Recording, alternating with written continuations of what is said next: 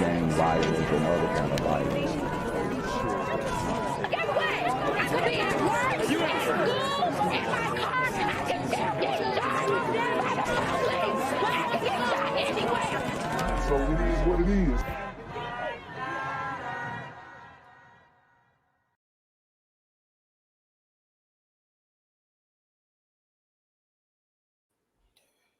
What's good, Shadow Realm? It's the Black Gen Z Mindset. Make sure you go ahead and like, comment, share, subscribe. Let's get into the video. All right, guys. So we have to talk about this. We've got a mass shooting situation going on. Let me adjust my camera real quick. We got a mass shooting situation going on, and it is pretty bad. You got a police officer who was shot and killed. So we're pretty much getting live updates. I want to get into the news and what they're telling us right now, but it's not good at all. It's not good at all. Apparently there are 2 people who are dead so far. Shooter has been neutralized. So let's get into this. He may have worked there or somehow had a badge in order to get on an elevator to get to the 33rd floor, because I don't think he ran up the stairs. And Rob, if we can pull up that picture of the suspect walking in right now from that surveillance video, I mean, to your trained eye, it does, I mean, assault rifle, a long magazine, 30 rounds. What do you see here? Yeah, I first looked at it and it looks like an AR type semi-automatic. It has a standard 30-round magazine. It actually looked like it may have had a suppressor. I can't really tell. It's a little blurry, but it looks a little fatter on the end of the muzzle, which may be a suppressor or some type of what we call can that can reduce the noise. And it looks like a strap. So again, he's kind of in the suit. And then he's got this assault rifle. And, how does he walk through the streets without people noticing? But it's New York. People just walk. People may have blown it off. He may have been so cavalier about it. He may have just got out of an Uber where he had it in a bag. Yeah, and people be minding their business in New York. I mean, you could also do the little, he might have had a trench coat, or he might have had a bag or something to conceal this weapon while he was walking. You could also break the weapon down, break it down in a few different pieces to make it shorter. Therefore, it's easier to conceal and it's easier to carry out in public. So that's probably what, a lot of this was. And man, I mean, it really is tragic because, I mean, this guy, they got a little background on him. We're not going to get into it completely just yet. Want to get more live updates, but, it doesn't seem like he was just some crazy lunatic. There's something that might have pushed him to this point, but not really sure yet. And jumped out and started walking, and they took this picture. People may have been clearing when they saw him. Again, that one still photo just shows he is going in with some purpose, and he wasn't afraid for anyone to see that he had an assault rifle. And how soon is it going to be after this? Because it does look, eerily casual that he's walking up to that building. We don't know if there was a shooting that happened in front of the building and then he went inside, or there were shootings inside of the building. But how fast is the response time in Midtown Manhattan for some sort of active shooting like this?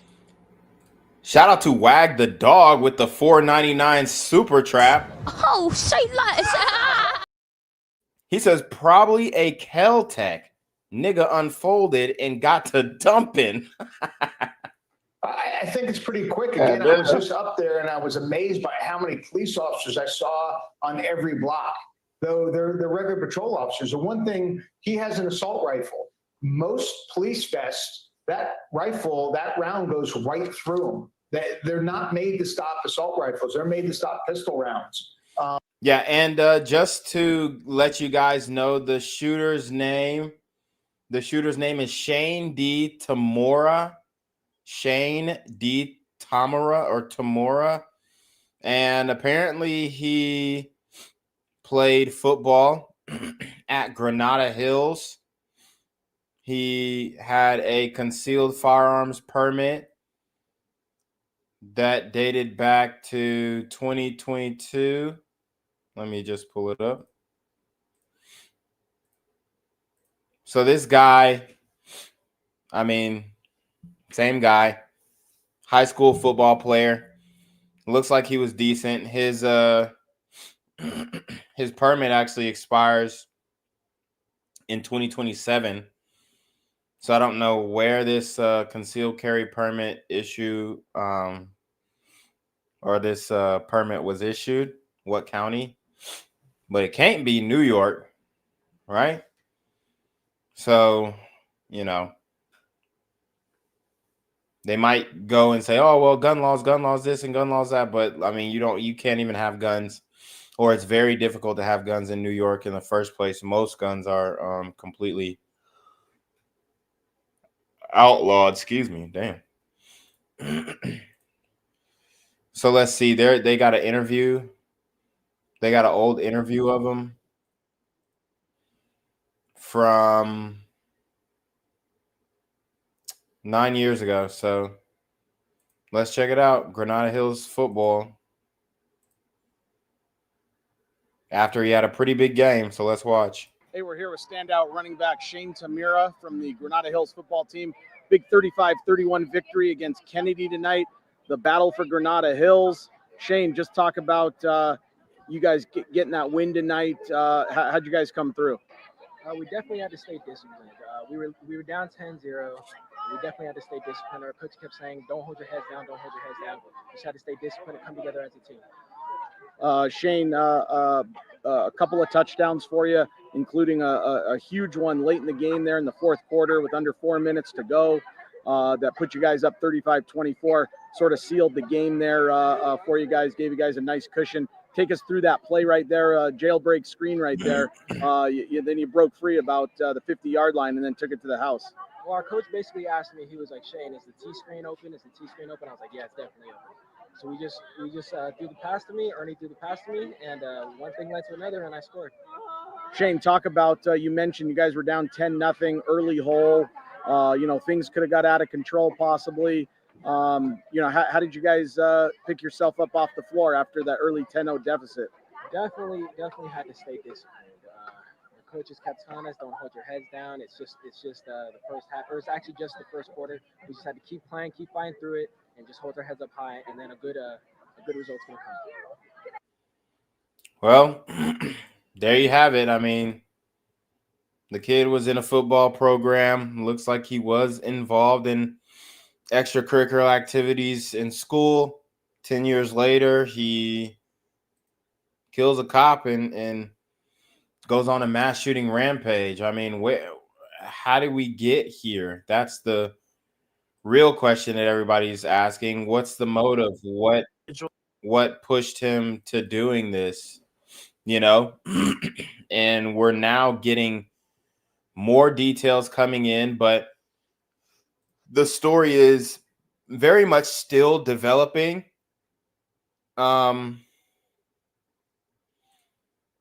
People are saying that CNN falsely reported on his identity. I don't know if that's true. Oh, here we go. Well, here's a clip where CNN says he was possibly white, allegedly. Imagine a chaotic situation. So let me just pull this up really quickly. CNN said he was allegedly white. Unfortunately, here, this is a black man. I mean, a lot of people try to say he was Arab and all this kind of stuff. No, this is a black man, and I've said this time and time again.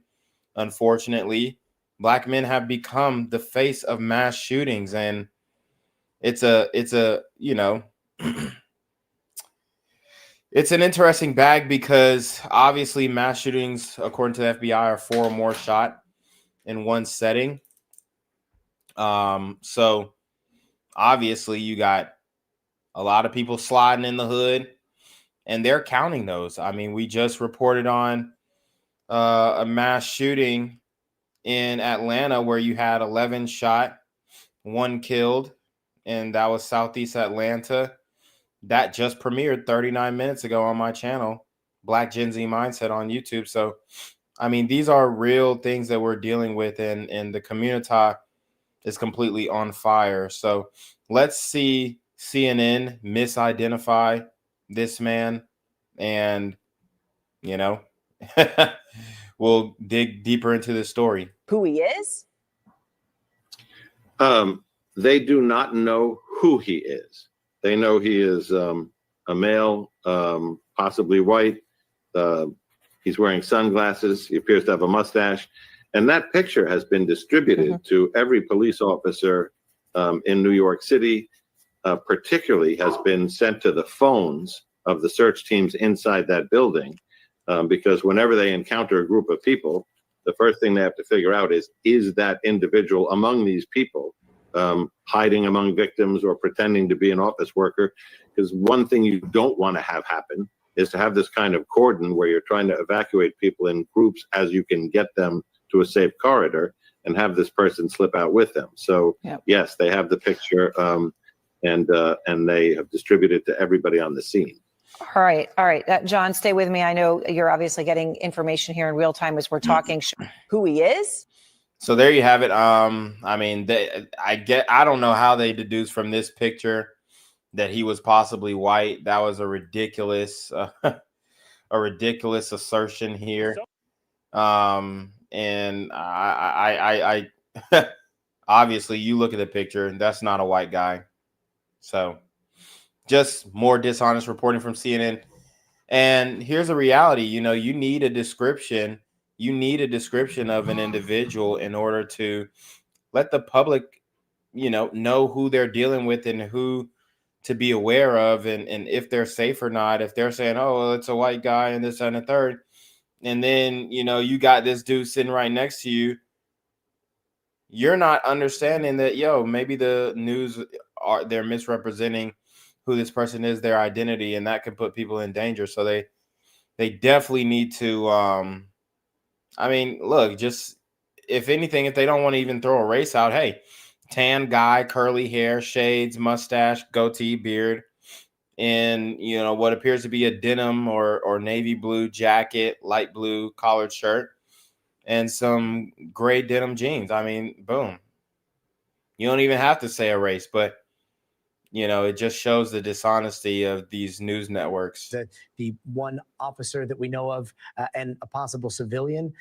But how soon do you think it will take for them to adequately clear that entire building? It can take a while because there's so many floors, but I think probably by now they have the floors that he was on. If there's other victims up there, they're attending to them. They're getting them ready to transport if that's the situation. Depending on how far that the media is cleared out, you may not see EMT folks coming out with other victims, or if the victim is obviously deceased, then they're going to stay in place. So it could be a little bit, but again, NYPD is really. So they actually have initial video of when the officer, I believe, got shot. Oh no, it's another woman. So we're gonna watch as chaos ensues here. It looks really, really chaotic. The scene looks super chaotic, and you had a woman being handcuffed as well. So let's check it out. Cover the back, cover the back. Back up, back up, back up. Back it up, back it up, back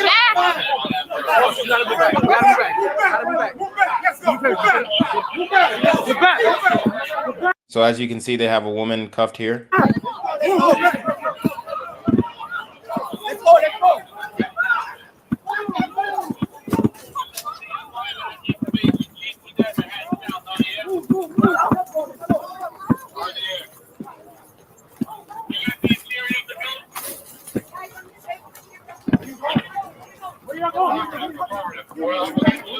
I I guess they're booking her in. I don't know exactly why they got her handcuffed running with her.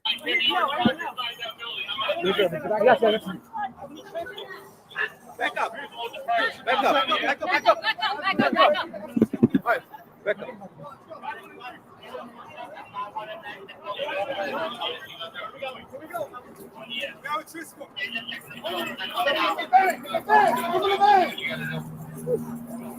This guy, he comes out of here with the he's from Palestine. He keeps saying free Palestine. He got his face covered up in the Palestine stuff. He walking out. The police don't pay him no mind. I said it's him, and then they end up getting it. They got him, and they put him to the ground. So they arrested a man who had a free Palestine shirt, but he actually wasn't the shooter. He actually wasn't the shooter. They got him. They got him. Tried to bomb it up. I don't know. He tried to bomb it up, and so did the lady. The lady that he came in there with, she left with a red bruise on her face, though. She went down in. She was with him? So they're saying he is blackanese, so he might be black and Japanese, and that's what I mean. It looks like that might check out. They got more images of him here, as you guys can see there. So let's go back to the chaotic scene on the street.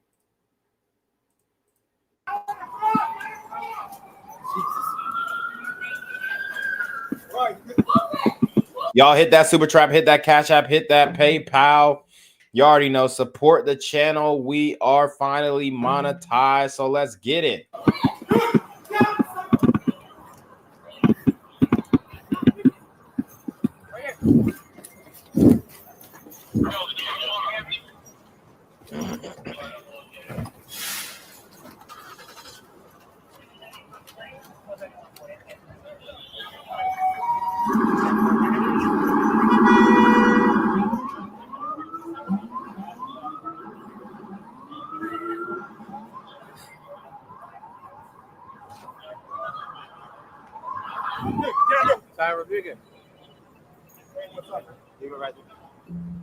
Can you do me a favor? Can you?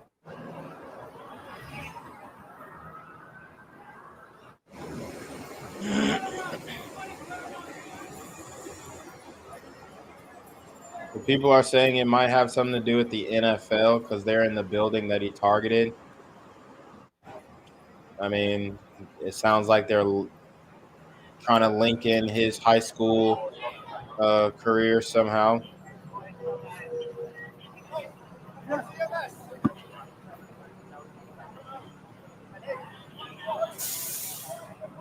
Y'all hit the super trap. Show some love. This is real, live, up-to-date reporting. Security, meaning, you know, they're qualified on the weapon, and they can just work for you for, say, 8 hours or 6 hours, whatever the shift is. And when it comes to armed detail or armed security of any kind inside of that building, I mean, NFL, Deutsche Bank, Blackstone, KPMG, I imagine those corporations had some very robust security detail inside. When something like this happens, how does it all go down with different security? So it looks like as far as his political affiliations, he was registered as an independent. So he was not politically affiliated with either side, as it appears. A building like that, a shared building, your security is at your entry points. They normally try to keep it to one entry point. There you have a receptionist, but you have security. And some of these, the CEOs of some of these big companies have their own executive protection details. And they usually sit, again, right where you come into the office, and then they sit by the CEO or the chairman's desk, office, and they have procedures so that if something like this happens, they get their protectee in a safe place. They lock down the doors. They put, a lot of them are armed. They put their armed security at the entryway to make sure that no one's coming in that's a threat. So they have procedures. They probably have safe rooms for people where they can go, and the security falls on top of it. So each of the companies that are in that building probably have their own security, and then you probably have some executive protection details in there for some of the CEOs and other chairmen or the commissioner of the NFL type of thing. And in terms of that executive protection, I mean, what are their capabilities in a situation like this? A lot of them are off-duty police officers, retired police officers, retired military, retired SEALs. So apparently he was from Las Vegas as well. And again, just to update you guys, the shooter has been neutralized. He neutralized himself. There is an image of him laying out with the firearm extended out. I don't know if I should share it. Honestly, no, I'm not going to share it. It is blurred out, but, you know, I just got remonetized, so I'm not trying to rock the boat. So we'll keep it pushing. If the news shows it, then I'll show it. Depending on the person that you're securing. Some of the details are just maybe 2 or 3 guys. Some CEOs will have one person with them. They'll have a driver that's security that's trained in evasive driving, and then they have one guy walking with them. Some of them have more. So it really depends on the company. So they're saying that he was a former Canadian football player as well. I can't confirm that, but that's just the word on the street. CEO gets injured or something bad happens to him, the stock can actually fall and other things. So some of these companies actually require CEOs to have executive protection. Some of it, like, we'll bring them to the office. They'll be there in the office. They bring them home. They put him away for the night, and he's not going out, and then they pick him back up. All of them are different. Some of them, like I said, are very, very good. Thank you so much, Rob D'Amico. We're going to be checking back with you in a little while. We've also got former ATF Special Agent in Charge, Jim Cavanaugh, with us now. Jim, we've watched so many of these things unfold, and yet every single one of them is different. What are you seeing when you see these images on your screen? Yeah, just horrible. Feeling for everybody in New York and that officer and the injured. And hoping that we're not going to hear higher numbers, God. I hope it's going to be low numbers.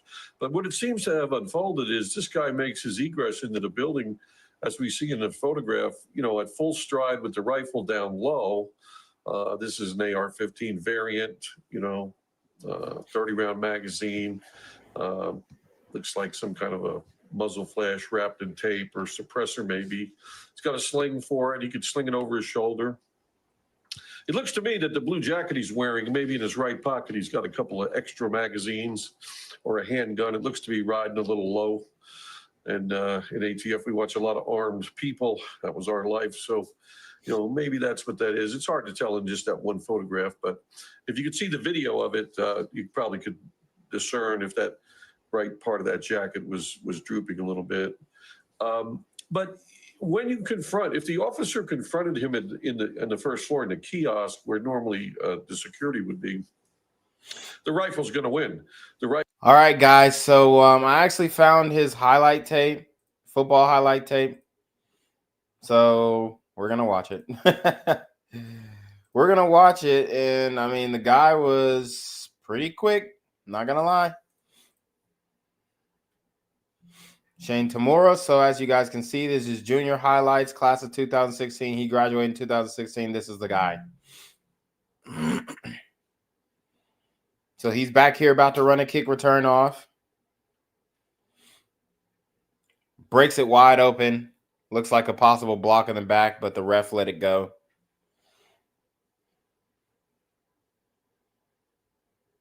So he's a little speedster. He's a little speedster. Direct handoff from running back. Coming out on the wing on running back. Just a little bubble to the fade.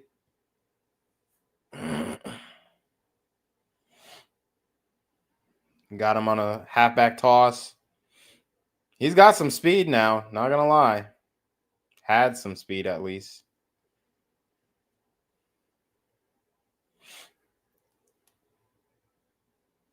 There you see him breaking away. for a touchdown here.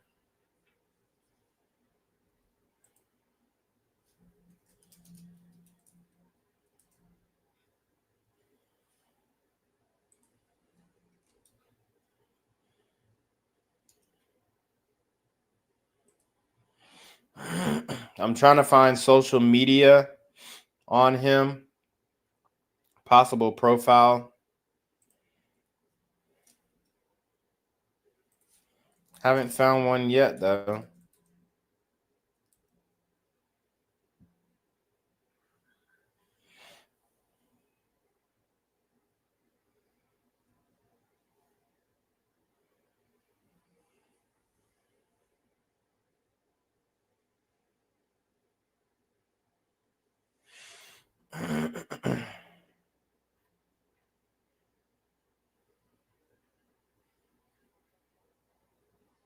So we just watching a highlight, got him on another halfback toss.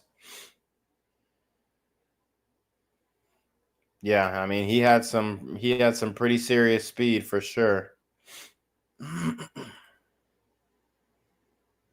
Here's some they actually have some images of them barricading the office space here. So you can see as people barricaded themselves in. Very interesting here. I know that was probably super scary for them. You know, these white collar guys, they're not used to no smoke like this. Like I said, they do have an image of him deceased. I won't show that though. But yeah, this is very live, very fluid. We did find this highlight tape, so that was interesting. We're not going to go into it any deeper. But he was from Santa Clarita, California. I don't know. I guess he moved to Vegas after graduating.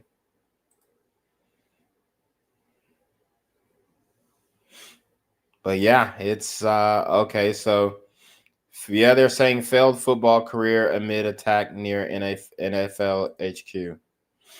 And that's the Hindustan time, so take that with a grain of salt.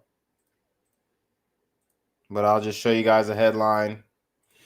This is a Hindustan. I mean, it's an Indian paper. They're saying it could be because of his failed NFL career. I'm not going to, hold that as gospel.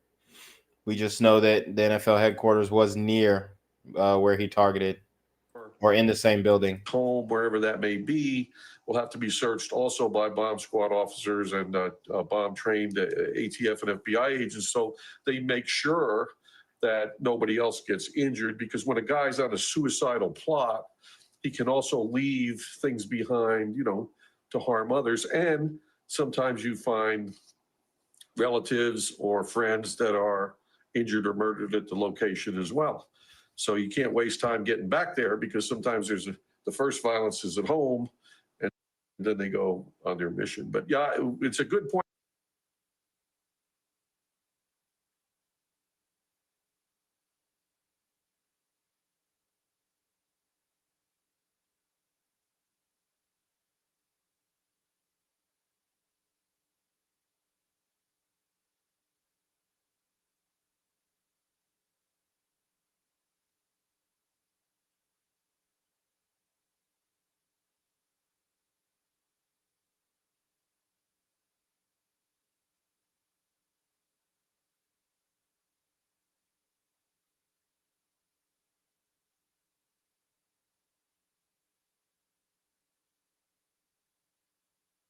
Oh, sorry. I don't know about him being an officer, but he does have this ID card where he has a concealed firearm permit that was issued by the Las Vegas Metropolitan Police Department.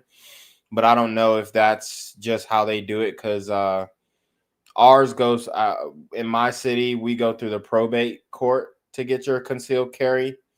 But I know some cities do go through the police department. So this could just be a concealed carry permit from going through the police department and getting it, or he could have been law enforcement. I don't think he was law enforcement though. I don't know though. I don't know. I can't confirm or deny. But I mean, it's got the seal. I mean, it's got the seal here, the police department seal. So on the permit, excuse me. But then again, like I said, they could just go through the police department to issue those permits. So that very much makes sense to me. And somewhat unchecked. I've seen, things happening on the streets of New York in all of this chaos where people have been saying that there were other people involved or there's another suspect that was taken into custody. How critical is it for NYPD to get information out and get some of the details that we've been asking out to the public in the next few hours or so? Yeah, really, they got to get out there. I mean, they have a great public affairs unit. They need to get out there because you stop a lot of those rumors from spreading around. At every one of these shootings, when I was involved with them as a law enforcement officer, when I'd go to them or when, we reported on them over the years, you always get reports of multiple shooters. I never had when I was on, we didn't get reports of multiple shooters when we were there trying to arrest someone. Because what happens is the public sees a plainclothes officer or agent get out of an unmarked car with a rifle, and that agent or detective is responding, and they see that and they call it in as another shooter. Or, shots echo or sound different in an alley, a building, a street. And so there's all these reports. The people, the witnesses are trying to help, and we want their help, but the officers and the commanders on the scene, Gotti, they try to assess that, then not just say, oh, there's multiple shooters. That's why, though, they're still sweeping the building because they want to be absolutely sure. So we have 494 people in the building. If you're watching from X, which is where the majority of you guys are, won't you go ahead and transition to the YouTube? It's a lot easier to watch on YouTube. Come to the YouTube channel, Black Gen Z Mindset. Black Gen Z Mindset. It's a lot easier to watch on YouTube. And we're going to be continuing the reporting here. But, it does seem that this was football related, football inspired. This guy was really good. I mean, he was pretty good. I don't think he really had the size. I think that was kind of the thing holding him back. But he definitely had the speed. But obviously the size was probably something holding him back from, having NFL talent. In this attack, that the gunman is dead. We understand from law enforcement authorities that those injured includes at least one civilian and at least one police officer. I can tell you that we're also hearing of just complete chaos that unfolded inside the skyscraper at the time of the shooting. A still from inside the offices show office workers grabbing really anything they could, couches, tables, chairs, to create a barricade to prevent the shooter from entering their place of work. And I was speaking to one man who was standing just where I am right now. Not long ago, he was waiting. His wife was inside the building. She was being told not to come out. He understood that she was on the 23rd floor, and he was here with the knowledge that there was an active shooter on the presence. Just gives you a sense of sort of the terrifying weight for those not only just inside of the skyscraper, but also their loved ones on the outside waiting for word. And now this news that the gunman, the lone perpetrator, according to the New York mayor, is dead from a self-inflicted gunshot wound. Wow.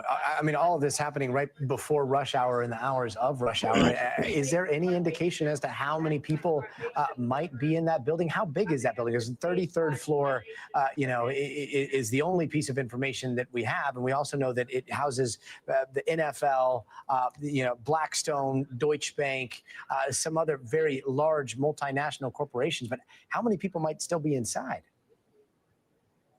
I mean, it's unclear at this point. The investigation, as you can tell behind me, Gotti, is still very much underway. It's a 44. All right. So the connection to law enforcement apparently is his father, Terrence K. Tamura, was possibly law enforcement. They say he held a job between 2012 and 2018. He was getting paid between $78 to $103,000 a year. And they're linking his father to the police department. So, excuse me, they're saying his father was actually a police officer. I got some coffee on the way, guys. Bear with me, but it's been a long day. That this is a thorough investigation, while the mayor says that this was the work of a lone gunman. They're leaving clearly nothing to chance here tonight, Gotti. And you know, New York City, there's only one place on planet Earth like it, and it's, you know, it's a place where news travels so fast. I imagine as you were making your way to the scene, that you were hearing all kinds of different reports as to what was happening, right? Oh, absolutely. At that point, we knew that there was an active shooter situation in Midtown Manhattan, something that is extremely unusual for this portion of the city. No further details at the time from police officers. I watched as they were scrambling to set up this security perimeter. It was clear that they were still working to assess the situation. I could hear the police officers monitoring their radios for updates. At that point, they were looking for a perpetrator, it seemed. And then the news came of the self-inflicted gunshot wound not shortly after from inside the. So the famous picture where they were barricading themselves was actually from the Blackstone office, apparently. Can't confirm nor deny, but this is, you know, just impromptu reporting here. We do have an image of the murder weapon. It is a AR style rifle, maybe even an AK. Let's see. PA-15, yeah, so it's like an AR, a short barrel AR. So let's show this. So here is the actual firearm that was used in the crime. As you can see, the blood on the barrel. Very daunting scene here. Okay, so very disturbing. Very disturbing.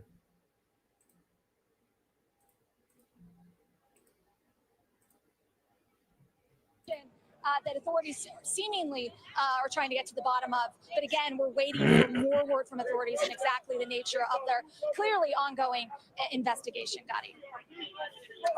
Aaron McLaughlin down there in Manhattan. Aaron, thank you. And I believe our colleague Steve Romo is also nearby, and he's been speaking to witnesses. In fact, I believe he may be speaking to a witness right now. Stephen, if you can hear us, what are witnesses saying? So they're saying that he actually was from a wealthy gated community in Las Vegas, and he lived in a home that was worth $500,000. So what pushed him to crash out? Why did he go to New York? I mean, it's crazy. We were in the plaza having dinner. The plaza of the NFL headquarters and Blackstone is also a nice gathering place for folks who want to have dinner in the evenings. As we were eating and talking amongst ourselves, we heard the shots, and I looked up and I saw the first wall of the first floor shatter, and I realized, oh my God, this is a shootout. It felt like you were in a war zone almost. And I saw a worker run out, but he was running so frantically, I thought he was just trying to get away. By the time he got to us, he said, "Help, help, I've been shot." And I turned to my left and looked at him and saw he had a wound in his back. And my partner, who was ahead of me, had also looked at him and seen that he had a wound, what looked like an entry wound or exit wound in the front. So it might have gone all the way through. So he helped him down, told him to get his backpack off, and we both just ran, and the police took over from there. But it's been literally like the most just scary situation I've ever been in. I've cried at least 3 times since.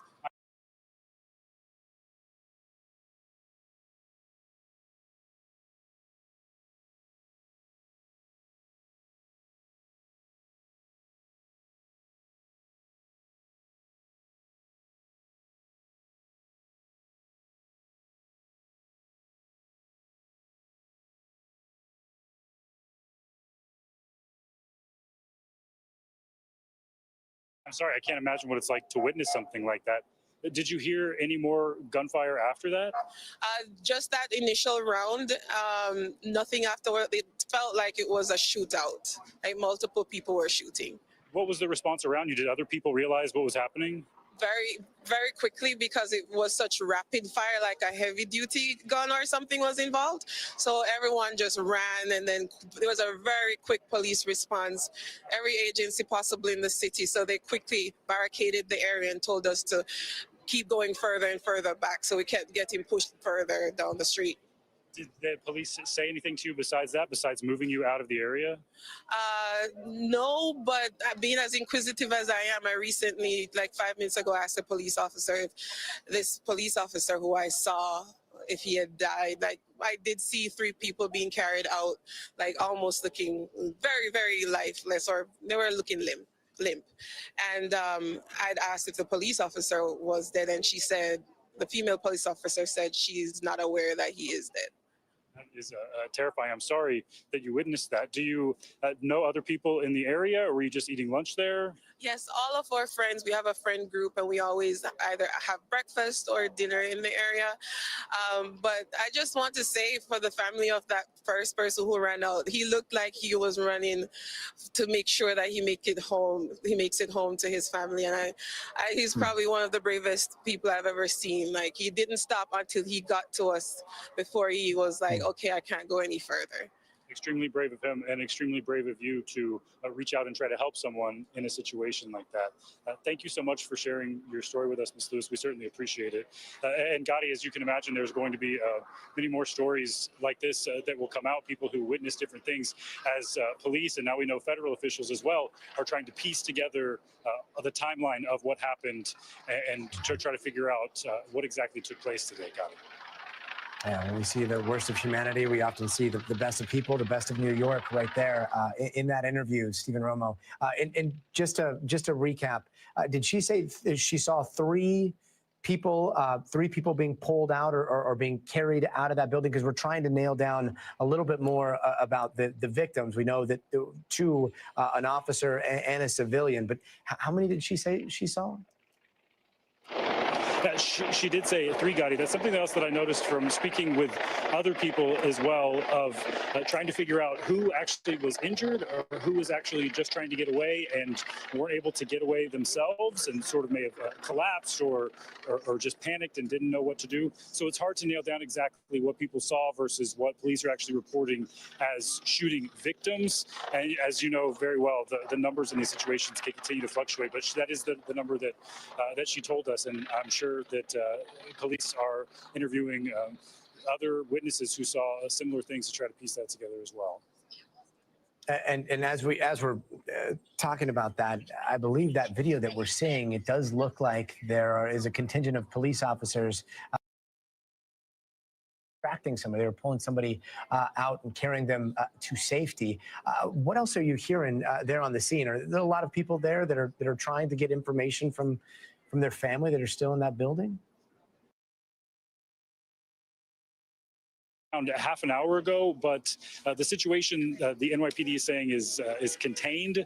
So it seems like now most of the people that are here are spectators, or they saw something and they want to, in that situation, they want to see how this ends up. Other people are, this is their neighborhood. This is where they work.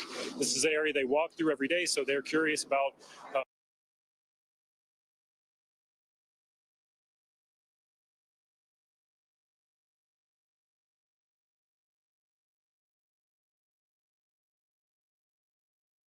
What's good, Shadow Realm? It's your boy Jenquavius Jackson, and y'all already know I'm demonetized and shadow banned in this bitch. So if you want to contribute, go to the Cash App, the PayPal, the GoFundMe, or join the Patreon. Also, don't forget to visit the merch store for all your favorite BGZM News 17 gear, including our exclusive Trump is a Blood t-shirt. Go fast before they sell out. They are already flying off the shelves, no cap. And remember, these super gremlins are on demon time. What's going on? We did speak to several people who were leaving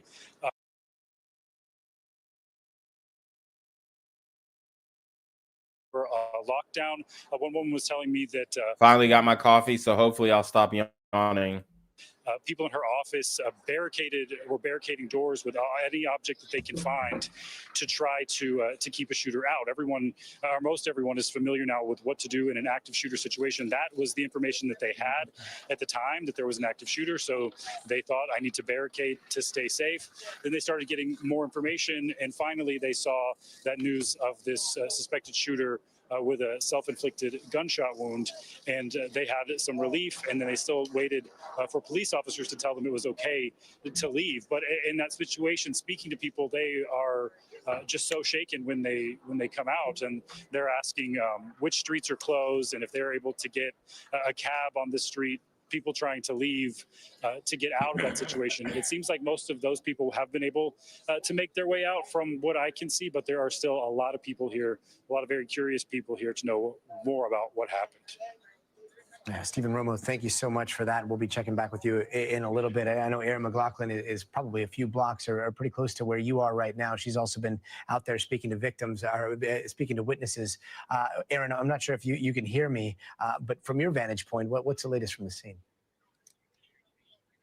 Yeah, well, we are now hearing, Gotti, that occupants from some of the surrounding buildings near the scene of the shooting are being allowed to leave, are being allowed to go home. As you can see here, it's still pretty chaotic here in Midtown Manhattan. Just over that way is 345 Park Avenue, the building, the site of the shooting. A situation here still extremely intense. It's clear that the investigation is underway. You can just see the amount of police officers and firefighters and other units that— Wow, so y'all see that very heavy police presence, very heavy first responder presence here. in a situation that is extremely unusual here for Midtown Manhattan. And this usually doesn't happen in Manhattan. This is the financial capital of the world, pretty much. So this is like the rich area, and he brought the boom. He brought the boom to Manhattan. A manhunt was underway for the gunman. Now to hear that gunman killed himself inside the building, certainly people here in Midtown Manhattan are breathing a sigh of relief at that news. Still, it's a very chilling incident. We're still trying to understand how many casualties, how many people were shot. We understand. I mean, and you know, he is a former athlete. I'm a former athlete. So I understand, you know, the pain or the pressure or, you know, whatever you feel not living up to your athletic dreams. But there are other options, man. There are other ways to, you know, survive out here than to just play football. And what I will say is, if you are able to figure out how to make an honest living, a good living, to be able to provide for your family with your brain and not with your body, obviously you want to stay in shape. But if you can use your mind, then, you know, you're light years away ahead of a lot of those guys. A lot of those guys going to blow that money anyway, right? A lot of those guys going to blow that money anyway. So, I mean, if you can figure it out with your brain to figure out how to make good money for yourself, or even make the type of money that they make in the NFL, now obviously that's going to be extremely difficult. But, you know, I believe it's more rewarding, and then you just have more control over your life, man. So, you know, your sports dreams are not the end of your life, dude. I mean, seriously, y'all got to stop with this shit, man.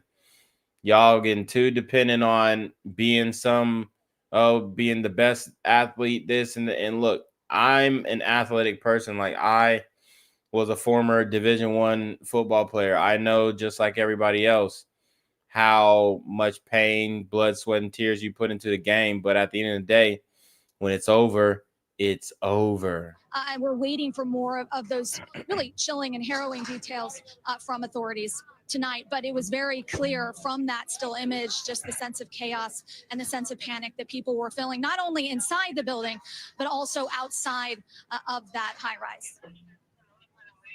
And Aaron, we're hearing conflicting reports of how many people were injured. Again, the preliminary numbers that we heard was one police officer, one civilian. We just heard from a witness that said that they saw 3 people that were being brought out by bystanders and those that were rushing in to help. Have you heard any additional information when it comes to how many victims may have been shot here? Yeah, well, if you're watching from X, make sure you go to the YouTube channel, Black Gen Z Mindset. Black Gen Z Mindset. We are live. You can donate to the channel by hitting the super chat. We just got back monetized. So we're rocking out. We having fun. We love, shooting the shit. And if you send a super chat, I will read it on stream. So let's keep it pushing. That there are 5 victims, 5 dead, including the shooter, though. So again, we're okay. So it's looking like he actually killed 4 people, and then the 5th one is himself. Awaiting word from some. His surname is Japanese. Breaking news tonight, an active shooter reported in Midtown Manhattan. The massive NYPD response to a skyscraper on Park Avenue. This chilling image of a man carrying a long gun outside. City officials telling us at least 1 officer and 1 civilian have been shot. The gunman now confirmed dead. Also tonight, the sailing camp tragedy off the coast of Miami Beach. Video exclusively obtained by NBC News. So it looks like this news channel kind of switched to a different programming. We want live coverage of this shooting. So let's see if we can get back some live coverage of this shooting specifically.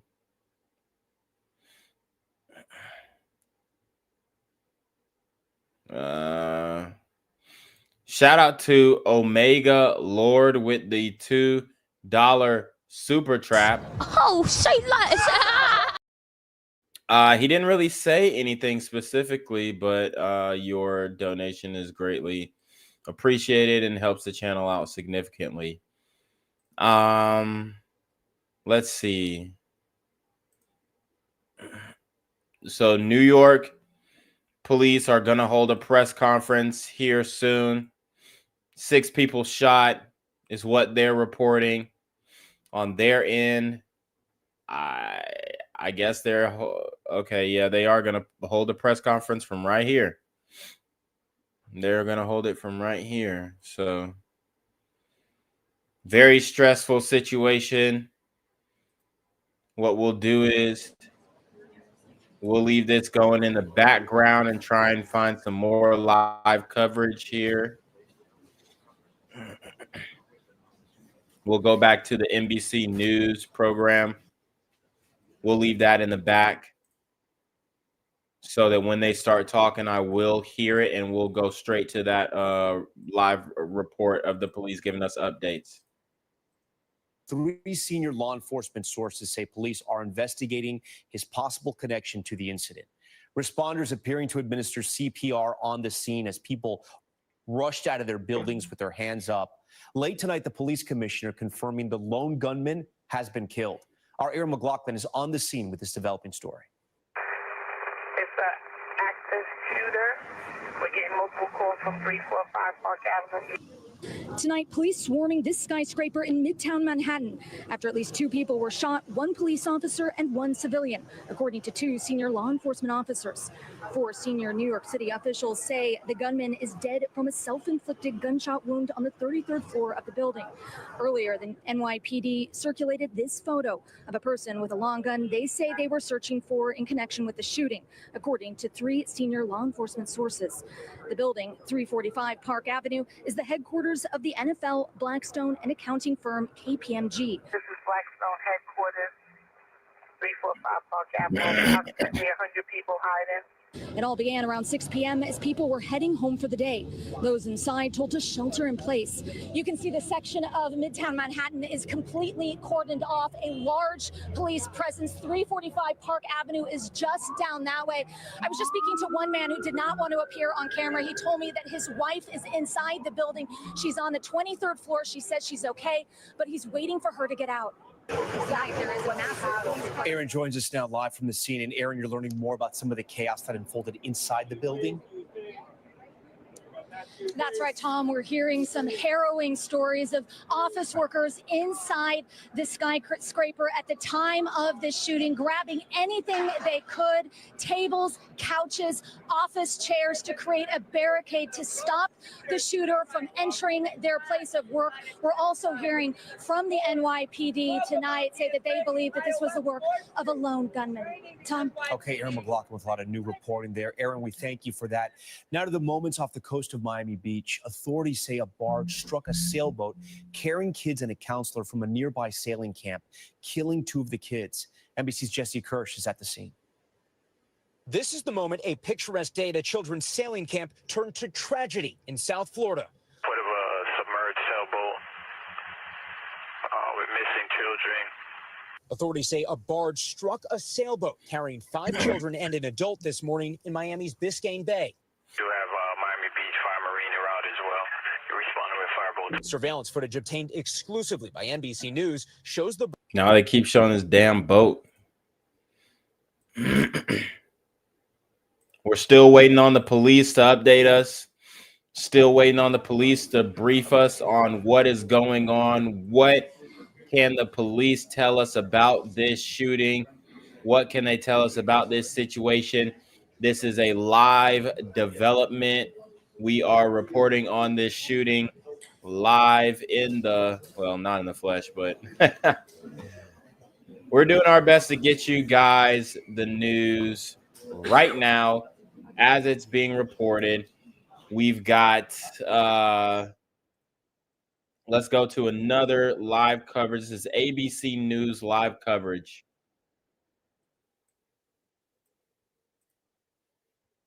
Something that wouldn't trigger the average person. Were there warning signs enough to stop him? And so many times they're not. In other words, troubled person, talking in dark ways, acquiring weapons.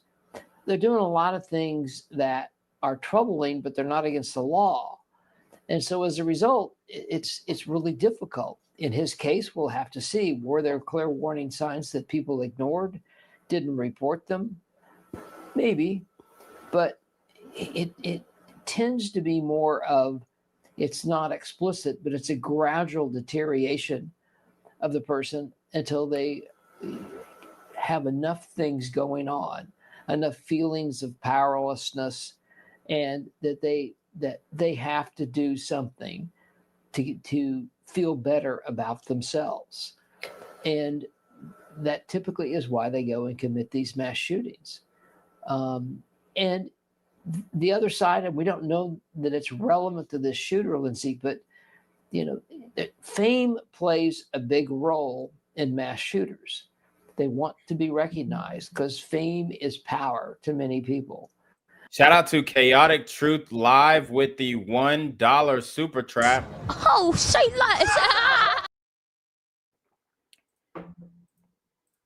In every one of these shooters, and they feel like there's no other way out than to commit these types of horrible acts. Brad, as we're awaiting this press conference with the mayor and NYPD, give us a sense of what you're going to be listening for. Well, the mayor may or may not share this person's name, but perhaps he'll give another $1 super trap from Chaotic Truth. Oh, say less. Y'all go subscribe to Chaotic's channel as well, Chaotic Truth Live. And he may or may not share information about, if they have it at this point, as to why this guy was in the building on this day with that weapon. But hopefully we'll walk away with at least more information that we can sort of better assess what really happened here. But it's going to be pretty quick because it's only been a few hours. And even though they've probably done searches, pulled up social media, maybe had ATF trace the weapon, all of those things, still may not give you a rich picture, but it may give you a better picture of who he is. And Brad, give us a sense of at what point the FBI gets involved, when an event has happened in New York City. Is there a clue here that the suspect perhaps is from out of state and therefore the FBI immediately works in concert with the NYPD? Well, maybe, but understand, Lindsay, that there are so many people, NYPD working with the FBI working with NYPD on various task forces. And as we've noticed, even in rural mass shootings, you tend to get the FBI and the ATF to show up to help in a support role, in an interviewing role, to your question about out of state, to get things immediate from whatever location the shooter might be from. That's all helpful from a technical standpoint. It goes on and on. Now, we've obviously seen in other cases, the FBI ends up then being the lead. We don't have any information to suggest that in this case. I mean, clearly there are cases that it's got some terrorism aspect to it, domestic terrorism, international terrorism, whatever it might be, will lead the FBI to the front of the line, basically, of running the case. But I don't get any flavor, at least up to this point, that will happen. All right, Brad Garrett, thank you so much. I want to bring back in on the phone retired chief of detectives for the NYPD. Actually, we got you here on Zoom, Bob Boyce. Bob, we expect to hear from Mayor Adams and the NYPD shortly. What are you going to be listening out for? Oh, I just want to see what exactly he was engaged in when he first came in with that gun. And was the officer there? We're trying to put people in places right now to figure that out. All evidence leads right now that the officer immediately confronted him when he walked in the door with that gun, and they were downstairs at the time. So he was there on his paid detail. So people are making a big fuss. Conspiratorial people are making a big fuss about him being at the Blackstone office and killing himself on the 33rd floor. So take of that what you will. They're trying to make it seem like there's some significant conspiratorial angle to this.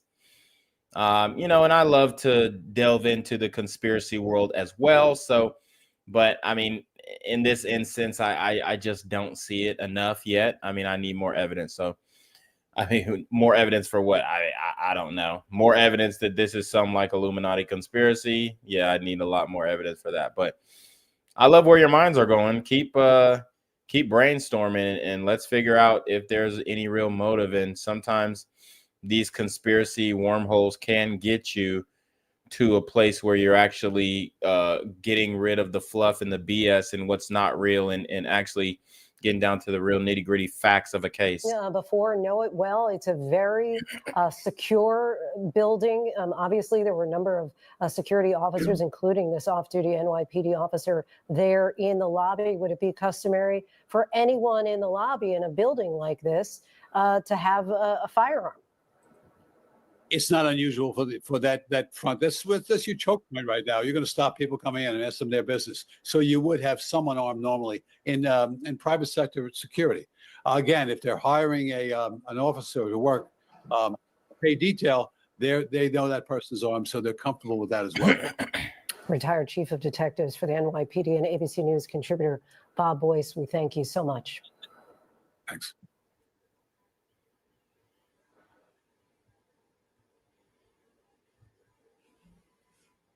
Newman now. And Elizabeth, same question for you as far as what you're going to be listening for in particular during this press conference.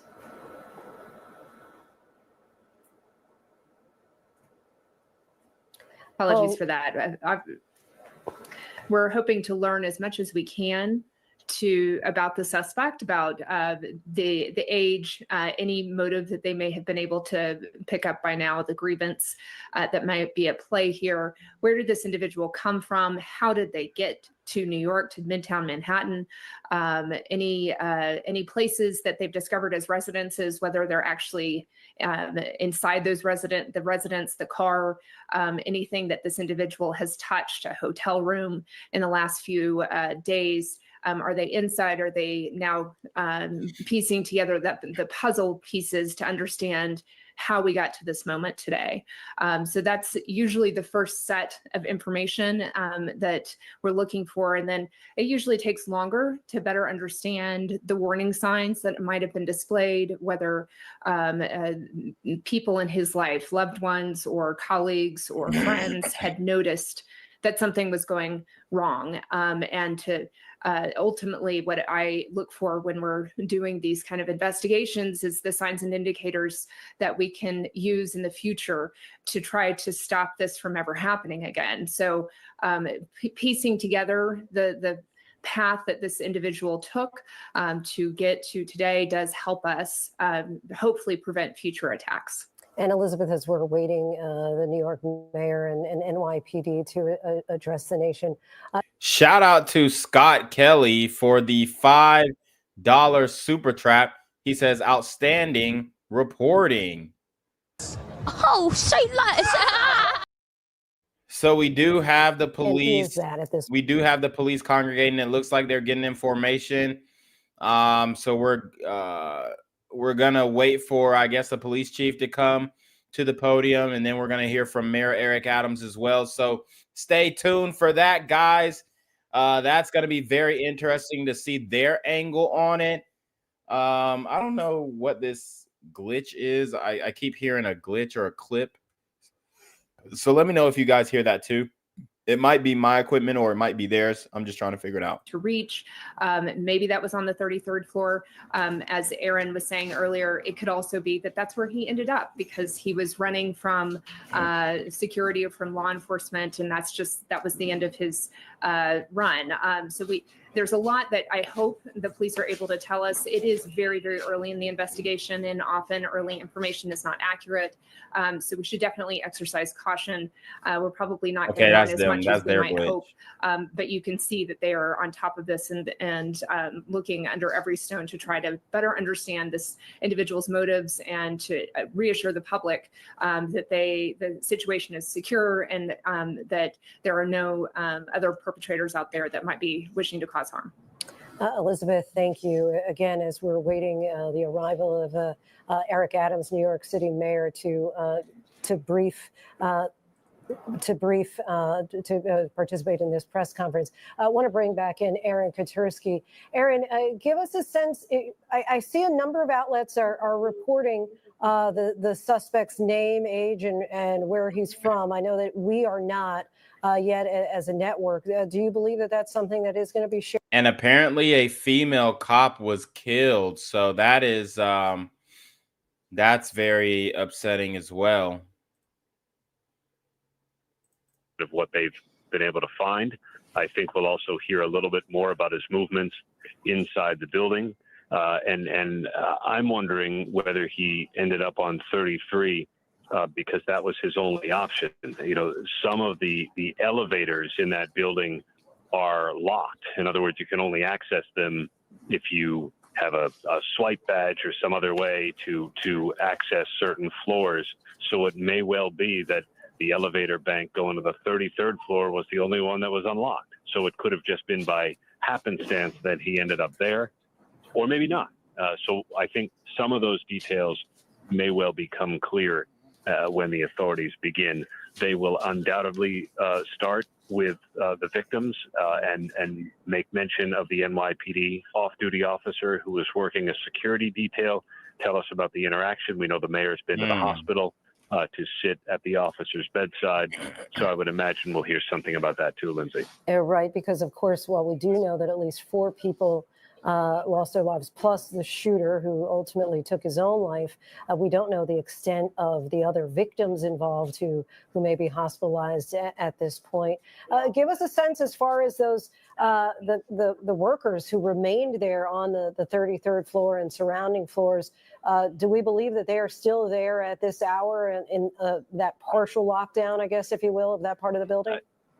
Some may be, although I think by now many of them have been allowed to leave. And I'll tell you, Lindsay, as I've heard from people who were inside the building at the time, they and really others around the city are quite shaken by this. New York City, you work in high rises, you work in buildings like this, and since 9/11, measures have been taken to make sure they are secure, whether it's guards at the gate, swipe badges to get access. Now, a lot of that goes out the window when somebody has a high-powered rifle, as this individual did. But people who work in these kinds of offices that are not, where you're not necessarily feeling vulnerable, I think people have been shaken by what's gone on at 345 Park Avenue, because so many people who go to work in Manhattan work in a very similar environment. And give us a sense of, we talk about how rare this is, but in New York City for these kinds of workplace shootings to take place. They occur every now and again. There was one at a hospital that I can think of within the last decade or so, but it is fairly rare to see this kind of mass shooting with a long gun at a Midtown office building like this. I can't think of another one. And I think you'll hear from the mayor and the police commissioner that this is the exception. That's not to say there's not gun violence in New York City. There certainly is, and it's been waning. But this kind of a violation of an office building, security and somebody getting into the upper floors of a building, for as many of those kinds of buildings as there are in Manhattan, is quite rare. Aaron, hang on with us, if you will. I want to bring back in Bob Boyce and put the same question to you. Just how rare this is for a workplace shooting, mass casualty event. Actually, Bob, if you can just hold on with us for a second. We do have Eric Adams, Mayor of New York City. Here we go, Mayor Adams. Listen up.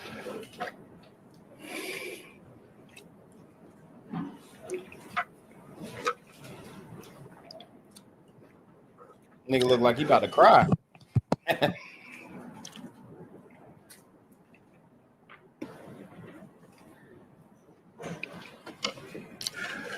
Guys, make sure you like the channel. Make sure you subscribe to the channel. Make sure you hit that super trap, that Cash App, that PayPal.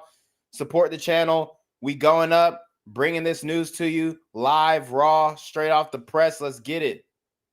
Never gets easy. I always go back to the beginning of my role as mayor in Harlem Hospital, where Officer Mora and Rivera were assassinated. And I remember watching their family members enter the hospital and a loud yell of, "No, God, please tell me it's not true."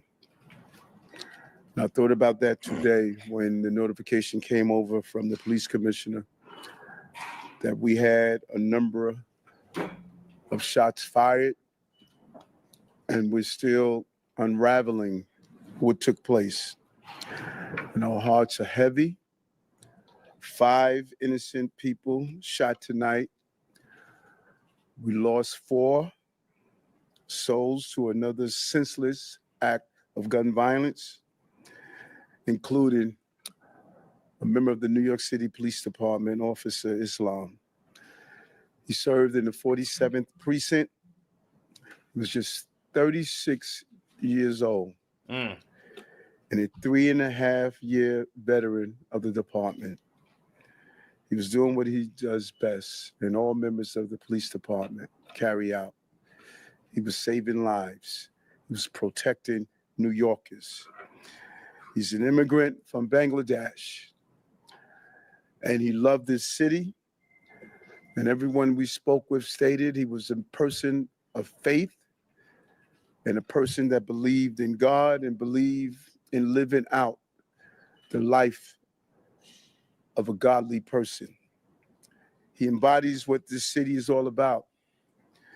He's a true blue New Yorker, not only in the uniform he wore, but in his spirit and energy of loving this city. And early tonight, I met with the officer's family.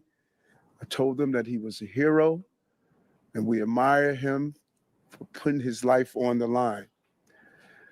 This was his dad's only son. Now think about Jordan, my child, and it's unimaginable to experience a loss of this magnitude. And 3 of the innocent civilians are also dead. 2 males and 1 female, and another male is seriously injured, fighting for his life in critical condition because of the violent, despicable attack. Additionally, the shooter is dead of an apparent self-inflicted gunshot wound. To be clear, 6 total tonight died, 1 including the perpetrator. And I'm sorry, 6 total was shot tonight, 1 including the perpetrator. No words can. 6 shot, 1 including the perp. We got reports of 2 dead. So I can't confirm the amount of deceased yet, but it'll come. Describe this act of evil, a man who takes the life of others who are innocent. And no words can fill the void that has been left by this tragedy. Our hearts break for the families and friends of the victims. We pray for the swift and safe recovery of the injured. Horrific crime reminds us all how easy it is to gain access to a gun. Gun violence has scarred so many neighbors and ripped apart too many families across this entire country. And we will continue the fight to do all we can to protect our city. But tonight we mourn for those who were killed. And we pray for the families as they go through this painful moment. And as I stated, 5 innocent people were shot. And the perpetrator was shot. We will continue to do what we do as a city, and that's fight to protect innocent New Yorkers. At this time, I'm going to turn it over to the Police Commissioner of the City of New York, Commissioner Tisch. Y'all hit the video, like video, subscribe to the channel, The Black Gen Z information that I'm about Mindset. to provide is preliminary and subject to change. At 6:28 p.m., the 911 call center started receiving multiple 911 calls for an active shooter inside of 345 Park Avenue at 52nd Street in Manhattan. What happened next is under an active investigation and details are still coming in, but here's what we know so far. Surveillance video shows a male exit a double-parked black BMW on Park Avenue between 51st and 52nd Streets, carrying an M4 rifle in his right hand. He walks towards the building's entrance. That individual was seen exiting the BMW alone. The building's security camera footage shows the shooter enter the lobby, turn right, and immediately open fire on an NYPD officer. He then shoots a woman who took cover behind a pillar and proceeds through the lobby, spraying it with gunfire. He makes his way to the elevator bank, where he shoots a security guard who was taking cover behind the security desk. 1 additional male is shot in the lobby, per his own statement from the hospital. The shooter then calls the elevator, which opens in the lobby. A female exits that elevator and he allows her to walk past him unharmed. He goes up to the 33rd floor, which is route and management, and begins to walk the floor, firing rounds as he traveled. 1 person was struck and killed on that floor. He then proceeds down a hallway and shoots himself in the chest. Damn. In total, we have 5 victims shot, our officer and 4 other innocent civilians, plus the shooter. The shooter is believed to be Shane Tamura, a 27-year-old male with a Las Vegas address. The vehicle he exited is registered in Nevada to Mr. Tamura. Inside of that vehicle, officers found a rifle case with rounds, a loaded revolver, ammunition, and magazines, a backpack, and medication prescribed to Mr. Tamura. The vehicle was searched by our bomb squad and found to be clear of any explosives. The initial investigation shows that Mr. Tamura's vehicle traveled cross country through Colorado on July 26th, then Nebraska and Iowa on July 27th, and then in Columbia, New Jersey, as recently as 4:24 p.m. today. The vehicle entered New York City shortly thereafter. According to our law enforcement partners in Las Vegas, Mr. Tamura has a documented mental health history. His motives are still under investigation, and we are working to understand why he targeted this particular location. 345 Park Avenue is a commercial office building whose tenants include the NFL, Rudin Management, KPMG, and Blackstone. At this time, 4 of the 5 victims are deceased, including our NYPD cop. Our officer was transported here to New York Presbyterian along with 1 male civilian, the lone shooting survivor, who is in critical but stable condition at this time. 2 other civilians, 1 male and 1 female, both deceased, were brought to Bellevue. The 4th civilian is a female who was found dead on the 33rd floor of the location. Additionally, there are 4 other victims being treated for minor injuries sustained in their attempts to flee the scene. Victims' names are being withheld at this time, pending family notification. Officers from our Special Operations Division are currently conducting a secondary sweep of the entire building. I want to be very clear. We believe this to be a lone shooter, and there is no longer an active threat to the public. But today, 4 innocent victims are dead. Among them is NYPD police officer Didarul Islam, 36 years old, 4 years on the job. Officer Islam was married with 2 young boys. His wife is pregnant with their 3rd child. Damn. He's assigned to the 4-7 precinct in the Bronx. He was doing the job that we asked him to do. He put himself in harm's way. He made the ultimate sacrifice, shot in cold blood, wearing a uniform that stood for the promise that he made to this city. He died as he lived, a hero. I want to extend my profound sympathies to all of the victims and their families, and to the brave NYPD cops who today lost a brother. There are still many questions that we have to answer, and we will answer them. But for now, our city is in mourning for the innocent lives lost. May their memories be a blessing. Pat. Oops, sorry. Patrick Hendry, president of the PVA. This is a devastating night for our city, for our police department. Pure evil came to the heart of our city and struck innocent people. And one of our police officers who were protecting those people. We lost 4 people tonight in our hero brother who gave his life for this city. He was a hardworking police officer who was proud, we know, from hearing from his family, to put on that uniform and shield of a New York City police officer every day and went out and did his job. And he went out every single day to provide for his family, whether it was overtime or whatever he had to do to provide for this family. That's what he did on a daily basis. And his family is devastated. A wife losing a husband who provided for that family. A father who's not going to see his son again. And our hearts of every New York City police officer right now is hurting.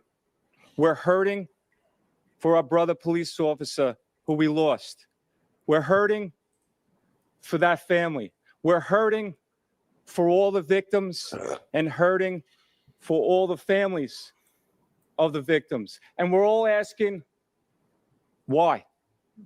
Why did pure evil come here? And we know our police department and our law enforcement partners will work tirelessly to get those answers. But now our job as police officers is to be there for this family, to support them in any way that we can, to come together as a city, to be there for these families of the victims. And we will continue to do that because that's what New York City police officers do. And we're going to continue as police officers to go out and protect this city because we know that evil can strike at any time. But police officers are willing to risk their lives to protect everyone in this room and protect everyone in this city. So we ask all New Yorkers to pray for our police officers' family, to pray for all the victims and their families. And we need to stand united going forward. We thank you for covering this story. Yeah, we are also joined by our federal partners from the ATF and the FBI. I want to give an opportunity to our partner in the FBI, a special agent in charge of the New York City Field Office, Chris Rea. Thank you, Mayor. First off, on behalf of all the men and women of the FBI, I'd like to extend my deepest condolences to the victims of this senseless tragedy. And also personally, I want to extend my condolences to the police commissioner. And just please know, ma'am and Mr. Mayor, that you have the full force of FBI New York and the full force of FBI to get to the bottom of the answers. Upon learning of the incident this evening, FBI agents immediately deployed to the scene to assist our NYPD partners. While this remains an NYPD investigation, the FBI's New York office stands ready to provide any and all resources to assist our partners. Initial checks of our internal systems have not revealed any information about the subject. But when and if more information becomes available, we will share what we can, when we can, with the public. Thank you.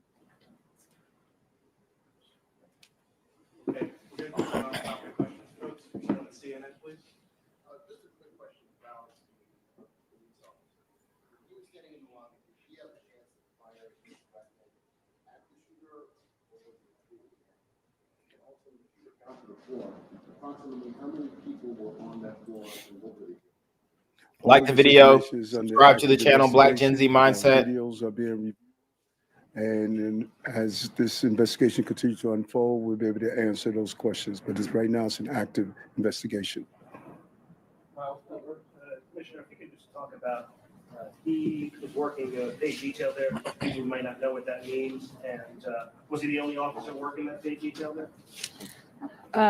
I believe that there were 2 officers in the building working pay detail assignments in different parts of the building. And what is that? People, may say he's on his day off working in uniform. Pay detail is a program that we have set up at the police department that allows companies to hire officers in uniform to provide extra uniform security.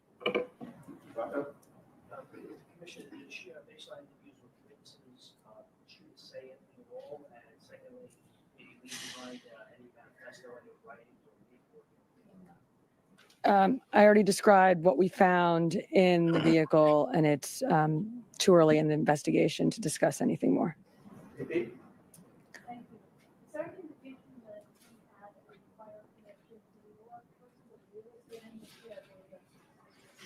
As I said, too early in this investigation to tell, but nothing that we have seen preliminarily. Commissioner, can you talk about what the medication was that was found in the vehicle? I cannot. Can you speak about any prior law enforcement contact you may have had? I cannot, other than to say that our partners in Las Vegas made us aware of a mental health history. Yes, sir. What's your girl?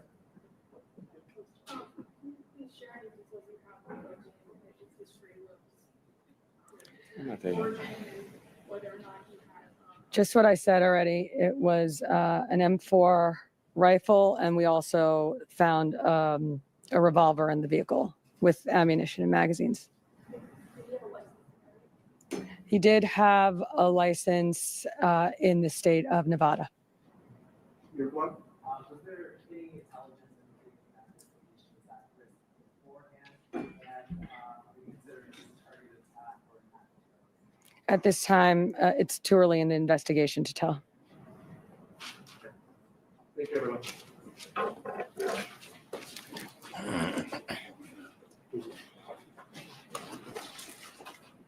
That's it. So there you have the press conference, which has just concluded here in New York City with NYPD, FBI, and also. So they walked off. So there you have it. I mean, that's pretty much all the updates that we're going to get for tonight. Shooter 27, just go over it again. Shooter is 27, Shane D. Tamura. 6 shot, including the shooter. They're now saying 4 deceased. So, and that's including the shooter too. So apparently he killed 3 people. You got a NYC cop dead as well. So that's not good. Apparently it was a female officer. So, I mean, we got some pretty in-depth details for tonight. I'm just going to scroll one more time to see if there's anything else for us to break down.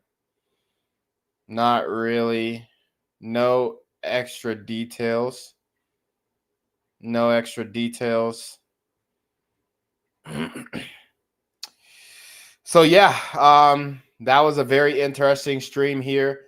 We got the guy, Shane Tamura. He is deceased, deleted himself. There is an image online. I'm not going to show it here, but you guys can obviously search it up if you want. But you already know what it is. I appreciate you guys for joining the stream. Make sure you like, comment, share, subscribe.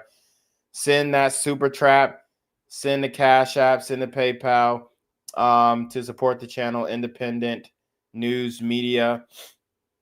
Continue to check out the Patreon. Check out the merch store. Support the channel any way that you can. And we're going to go ahead and head out of here. So you already know it's your boy, Black Gen Z Mindset, a.k.a. BGZM News 17, a.k.a. Jenquavius Jackson. And we are going to send it off to Jenquavius Jackson to take us away. Appreciate everybody for joining the stream. And, hey, man, you got to be safe in these streets because these super gremlins are on demon time. I'm here on the corner of MLK and Medgar Evers, and it's a very tranquil scene compared to just a couple hours ago where a drive-by shooting just took place. Excuse me. I'm getting live updates as we speak. I've just been updated to the amount of casualties from this drive-by shooting, and I'm getting reports that 2 people were actually declared deceased and 27 others were shot and injured but are in stable condition. And although we must pray for the families of the fallen, we must also praise God for the aim of the super gremlin. If you want to know more about the victims of this crime, make sure you add BGZM News 17 on Patreon at www.patreon.com/BlackGenZMindset. Also, don't forget to like the video, share the video, subscribe to the YouTube channel, and comment on the video to continue the discussion on how we can find solutions to all this gun violence in the streets. For more hard-hitting news coverage from the community, by the community, I'm Jenquavius Jackson, here live, reporting from Atlanta, Georgia, BGZM News 17. And cut. All right, dog. Let's get the out of here before these niggas come back. Whoa. Yo. Ain't that nigga J? Nah, that ain't me. That ain't me. He just went live That with ain't me. funky ass That's that nigga. That's not me. Hey, get that nigga. Jenquavius Jackson, here live, reporting from Atlanta, Georgia. Pray for me. What's good, Shadow Realm? It's your boy Jenquavius Jackson, and y'all already know I'm demonetized and shadow banned in this bitch. So if you want to contribute, go to the Cash App, the PayPal, the GoFundMe, or join the Patreon. Also, don't forget to visit the merch store for all your favorite BGZM News 17 gear, including our exclusive Trump is a Blood t-shirt. Go fast before they sell out. They are already flying off the shelves, no cap. And remember, these super gremlins are on demon time. Gang violence and other kind of violence.